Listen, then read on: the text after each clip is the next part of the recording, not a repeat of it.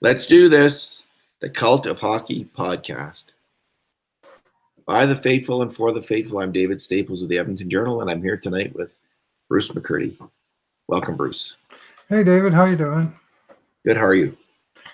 I'm doing all right. Just finished posting the game grades and doing the podcast to wrap up a workman-like effort from us at the Cult of Hockey, and I guess also from the Oilers, who managed a 4-2 win against the 31st place team in the NHL. Yeah, and it was full value on the win. They outchanced them, grade A chances 15-8, and thought got the better of the play most of the game. Strange. So, Bruce, this is the Two Good Things, Two Bad Things, Two Numbers podcast with the Oilers. What's your good thing? Well, I'm going to go with old faithful Connor McDavid. Bouncing back with a very good game after a very inconspicuous game, or should I say conspicuously uneventful game in Toronto last night, where he didn't get a lot done. And tonight he came out sort of loaded for bear right off the bat, and he was jumping on pucks and creating chances and just being his usual, or at his best, buzzsaw in the offensive zone, creating chances left and right. Overall, he was involved in 8 grade A scoring chances for the Oilers and none against. Wow. Both of which are terrific numbers. He was on for 2 goals for, 1 goal against, but that one was not his fault when he was on the short end of a very poor line change, which we'll talk about a bit later on. And he led the team with 6 shots, 9 shot attempts, and a number of very nice passes as well, including a terrific one battle that led to the empty net goal. Even though he didn't get a point on the play, his determination to win the puck inside Oilers' blue line was the key that set the 3 guys free that eventually put the puck in the net. I'm really looking forward to the day, Bruce, when Connor McDavid plays on a good Oilers team again. I mean, he did play on a good Oilers team in 2016-17. That was a very good team. And I think if the defense stay healthy next year, we might see a pretty good team as well.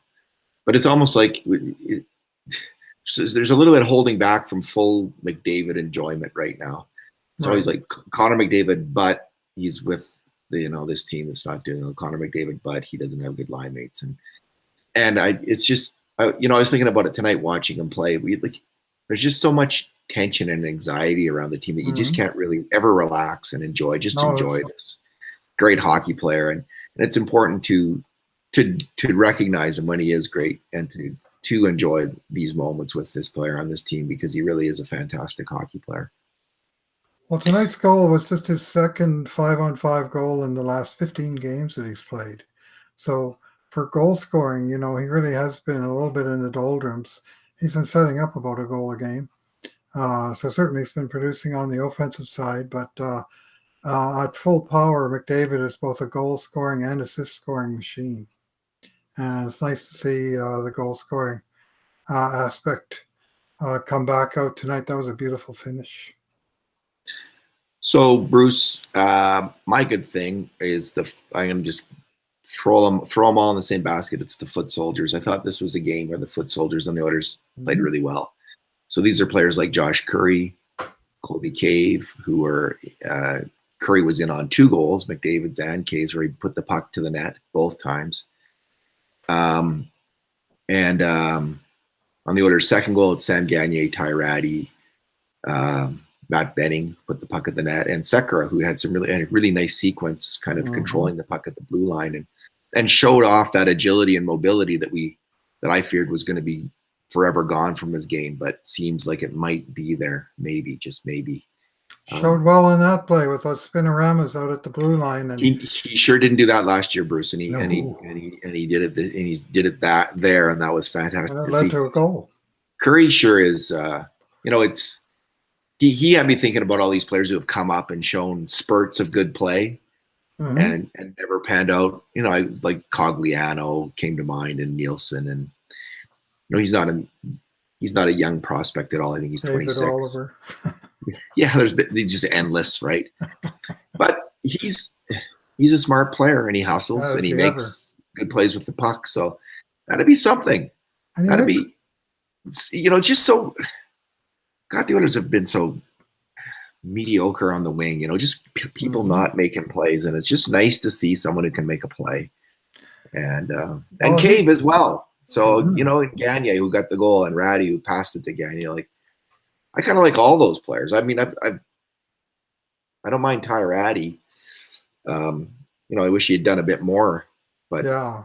all those guys at least can make a play, and Mhm. that's not always the case with all the Oilers wingers. So Yeah. Well, Josh Curry can also make a play without the puck, which is like I thought he might be come up here and be a little bit of an offensive dandy, but have his issues on the defensive side of the puck. But that hasn't really been noticeable. I've liked his positioning. He's been burned a time or two, but they all get burned a time or two. But it's not like a not all the time thing. And tonight he got his first two NHL assists. First one was just sort of firing a centering pass in the general direction of McDavid, letting the phenom do the rest.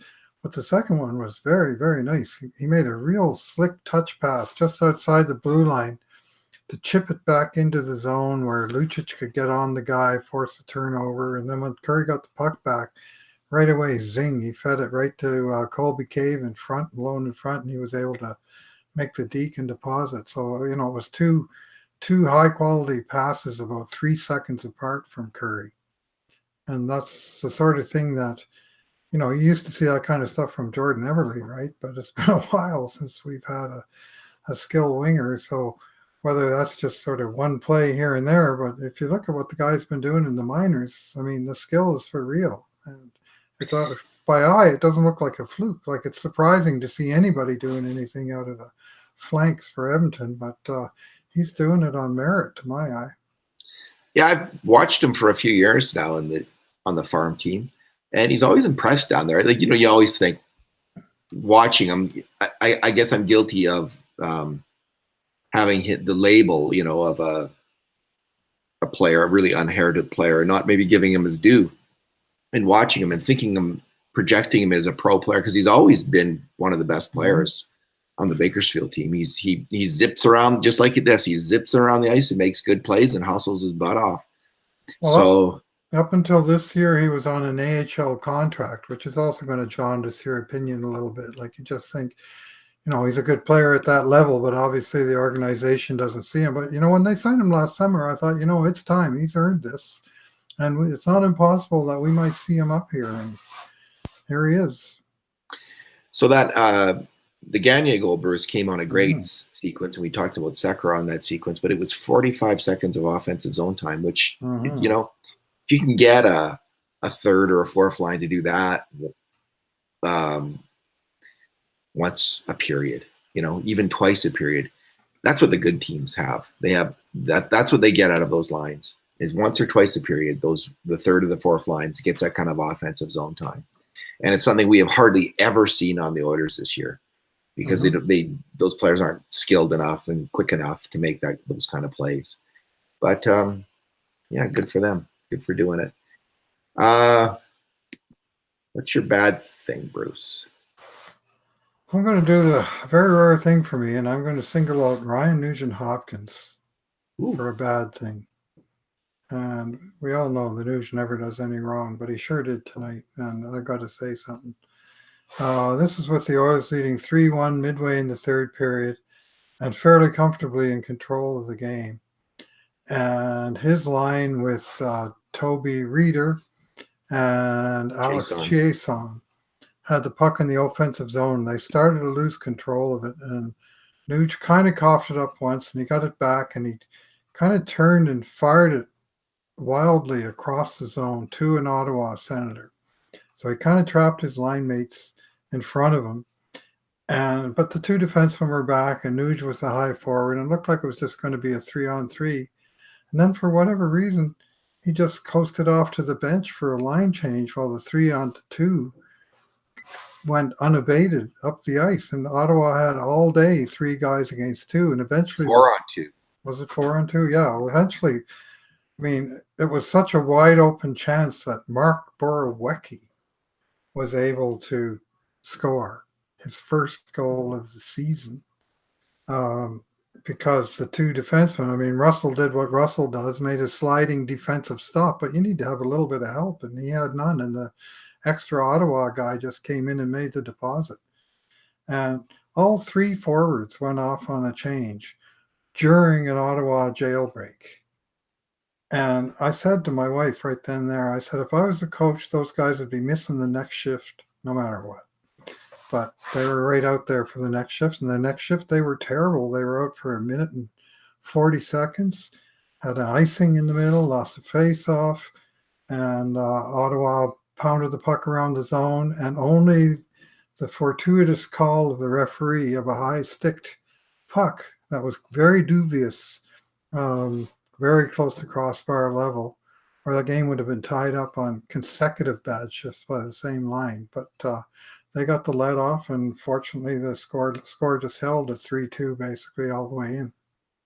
That high sticking rule, the intent of it, right, is to encourage players to not have should be waving their sticks in there and Right. dangerously. That's the idea, right? Yes. On that play, the guy was, I mean, I agree that it was a borderline call.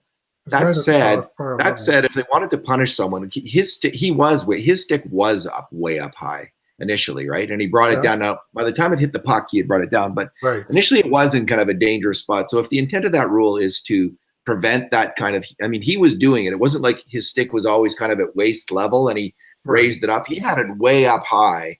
Yeah, he came down like a lacrosse swing on it. Yeah. So, I don't feel, although I felt he might have got a raw deal, I also felt, well, that the intent of the rule is to prevent exactly what you did.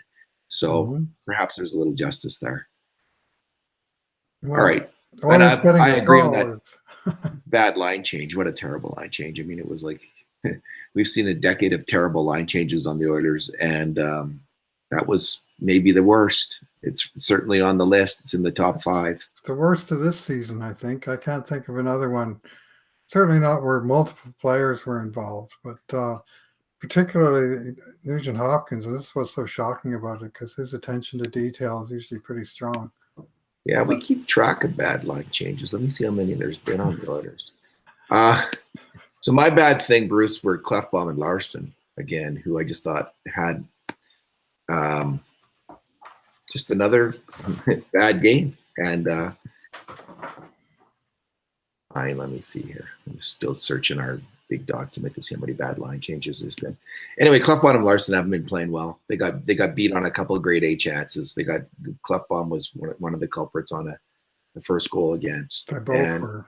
Yeah, they both were. Larson got sucked behind the net, and he picked off Draisaitl, who was trying to chase. Yeah, they both wound up putting the puck in the net. That's right. They just it's like, come on. You have Oscar Klefbom, Adam Larson, and Leon Draisaitl back there protecting your goal. They've got to do better. Those are three players in the Oilers' top 5 players, and you can't have those guys making defensive mistakes like that. And they're all 3 really solid players. So just do better, be better than that. And that's all I have to say. I wasn't impressed with their game. I haven't been for a couple of games. They're out of sync. Maybe it's because Klefbom's hurt his hand and he's really out of sync. But not good. Yeah, well, they were under the gun right from the opening whistle. The puck went straight into Oilers' zone, and they were chasing right in the first shift.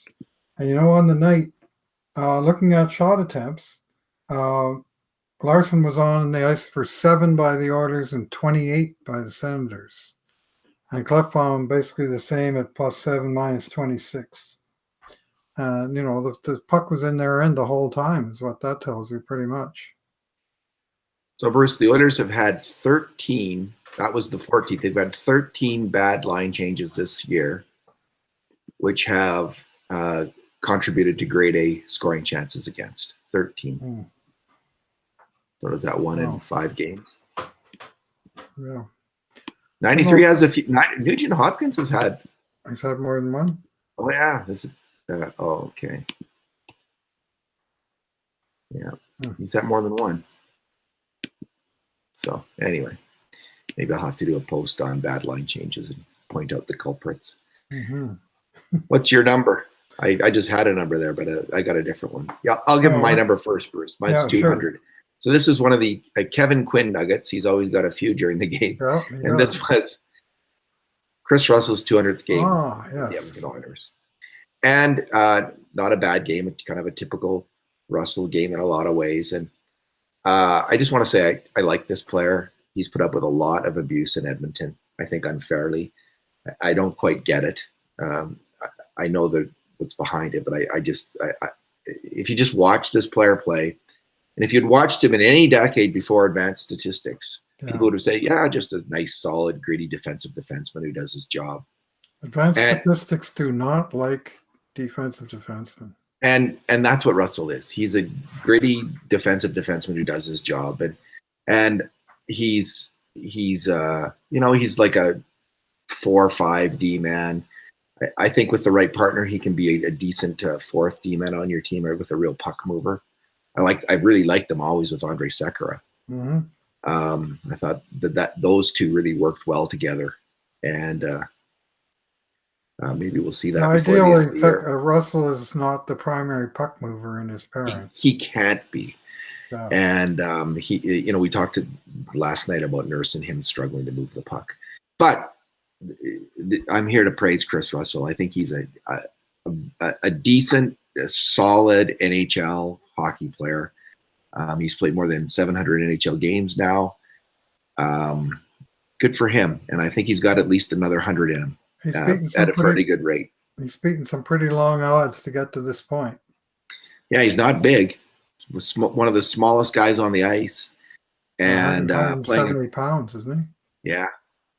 One of the smallest defensemen in the league. Yeah. So I don't know what his future is with the Oilers. I mean, he does have a no movement clause, although I think they could trade him this summer to a number of teams. And it's a possibility that will happen. I mean, it's clear that the Oilers need more better puck moving defensemen than they have. Mm-hmm. The top 4 with Larson, Nurse, and Russell is definitely one really super puck mover shy of a load. Like, you just can't, those 3 guys, they're too similar. You could have maybe 2 of them in your top 4, but you sure can't have 3. Well, and Nurse will transport the puck, but in terms of distributing the puck, he's not real strong. He's, yeah. You'd rather have, and I mean, at some point they're going to have to make room for the Caleb Jones or Evan Bouchard, or Ethan Bear, or Joel Pearsons that are coming up through the system, or Dmitry Samorukov, who's really exploded in the second half of his final junior campaign and is blossoming into an excellent prospect. Well, here's the thing: they got Bouchard and Samorukov and Pearson coming to the North America next year, to the Oilers system. Yes. They're gonna have to find room for them in Bakersfield. I mean, it's getting crowded down there as well. So already, there's gonna have to be some movement, and we'll see what happens. But for now, and for the last 3 years, I've been a Kris Russell fan. I think he's done a decent to good job on the Oilers' defense. So good for him. What is your number? Well, my number, I'm just going to go with his partner, Darnell Nurse, who tonight picked up his 32nd point of the season in his 64th game. He's exactly on pace again, half a point a game, or 1 point every 2 games if you prefer, and that's on pace for a 41-point season for a guy who has taken a fair, I don't think many people saw a lot of offensive upside for this guy. And a 40-point season, I mean, he didn't get on the power play until after Klefbom got hurt, sort of 30 games into the season. So he's been picking up some points on the power play. And some points, I don't know how he does it. It's almost by osmosis. He gets a lot of kind of cheap points, second points and stuff. And he seems to get more of those than anybody else on the team. So I'm not sure how real the 32 points is, and how some of it might just be he's on a little bit of a good streak in terms of putting up better numbers than maybe the play warrants. Definitely, definitely that's the case, Bruce. but he's going to be expensive. That's the next number, is that he's, of course, signed a 2-year bridge deal.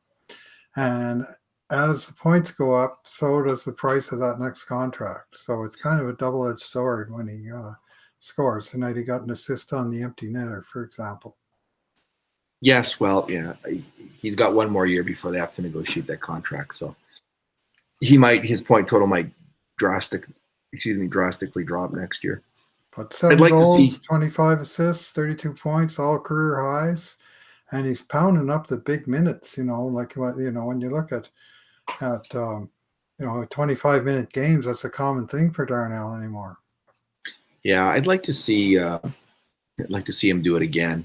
Mm-hmm. I don't know if he's going to necessarily get paid for that, because I don't think that's the role he's going to have next year. Although, I do want to see him with a player like maybe Bouchard down the road.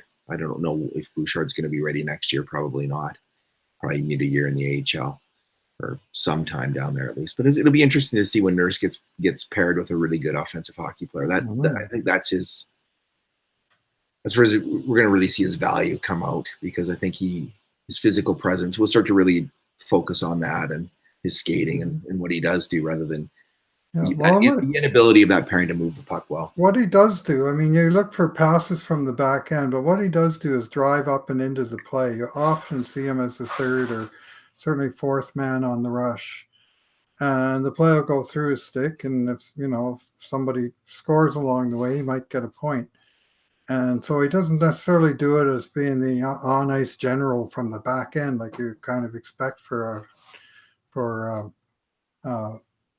scoring offensive blue liner, but he certainly gets involved. He's very proactive, and a lot of good things happen when he gets involved. Not all good things, he makes mistakes, to be sure, but also a lot of nice things occur because Darnell gets involved in the play, and the Oilers have that extra body in the in the area.